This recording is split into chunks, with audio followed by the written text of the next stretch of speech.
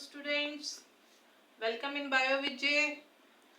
We are studying Unit 1 Diversity in the Living World, Chapter 3 Plant Kingdom. इसमें algae पढ़ी थी हमने, algae का स्ट्रक्चर पढ़ा था. अब एल्गी का रिप्रोडक्शन पढ़ेंगे. एल्गी में तीन टाइप का रिप्रोडक्शन होता है, वेजिटेटिव, एसेक्सुअल एंड सेक्सुअल. तीन टाइप का रिप्रोडक्शन इसमें होता है.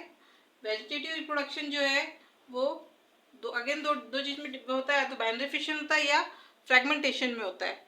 तो बाइनरी फिशन यूनिसेलुलर ऑर्गेनिज्म में होता है, जैसे क्लेमाइडोमोनास, क्लोरेला. उसमें माइटोसिस से एक सेल दो में डिवाइड हो जाता है. लेकिन फ्रेगमेंटेशन जो होता है वो फिलामेंटस फॉर्म्स जो हैं, स्पाइरोगैरा, यूलेथ्रिक्स, ये में ऐसे एक फिलामेंट जितने में ब्रेक होती है उतने ऑर्गेनिज्म बन जाते हैं.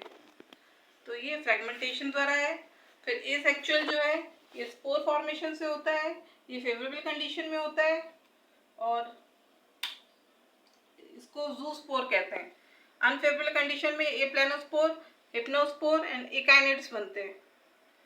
तो फेवरेबल कंडीशन अगर आती है तो ज़ूस्पोरेंजियम में अच्छा सूटेबल टेम्परेचर मिले, पीएच मिले, फेवरेबल इन्वायरमेंट मिले, तो ज़ूस्पोरेंजियम में जैसे क्लेमाइडोमोनास है, ये स्पोर्स बन जाते हैं और ये निकल के हर स्पोर नया ऑर्गेनिज्म बनाते हैं.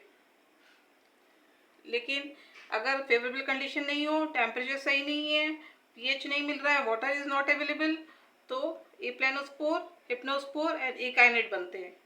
इसमें ये एप्लेनोस्पोर है, इसमें मैक्सिमम नंबर ऑफ स्पोर्स बनते हैं, और ये हिप्नोस्पोर्स है और सबसे ज़्यादा रेजिस्टेंट एकाइनेट्स है, जो इसकी वॉल थिक होती है और ये सबसे ज़्यादा रेजिस्टेंट होता है. सबसे कम एप्लेनोस्पोर होता है, उसके बाद हिप्नोस्पोर होता है और सबसे ज़्यादा रेजिस्टेंट एकाइनेट्स होता है.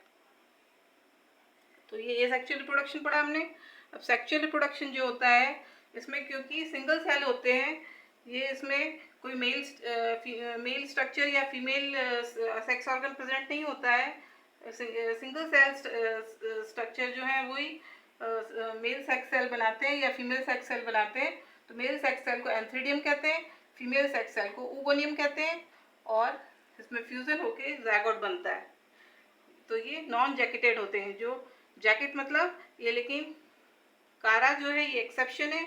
इसमें मेल सेल भी जैकेट में होता है और फीमेल सेल भी जैकेट में होती है. तो नॉन जैकेटेड जो है ये तो जनरल होता है, लेकिन एक्सेप्शन में कारा आता है.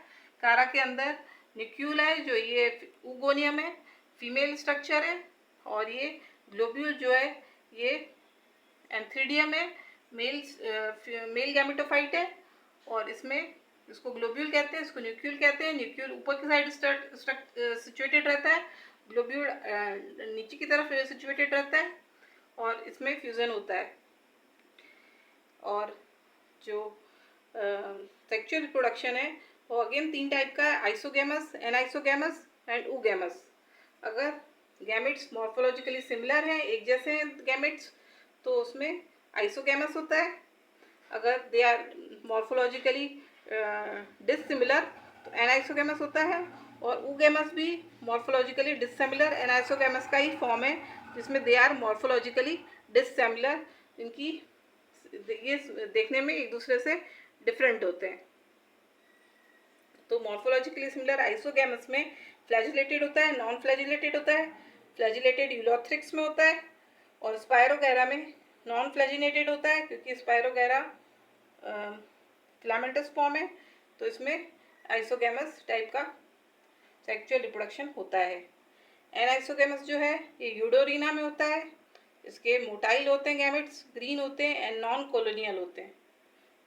ये इसके जो इसका स्ट्रक्चर है वो ऐसा होता है.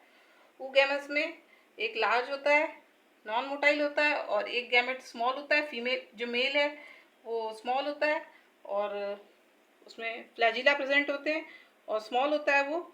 और फ्यूज़न के बाद ये जाइकोट बनाते हैं. लेकिन वॉल्वॉक्स, फ्यूकस, सार्गेसम और चारा इसका एग्जाम्पल है, कारा. और कुछ जो रेड एल्गीज हैं उसमें एक्सेप्शंस हैं. उसमें both gametes are non motile, दोनों गैमेट्स नॉन मोटाइल होते हैं. कुछ जितने रेड एल्गीज हैं उसमें वो एक्सेप्शंस है इसका. Thank you student.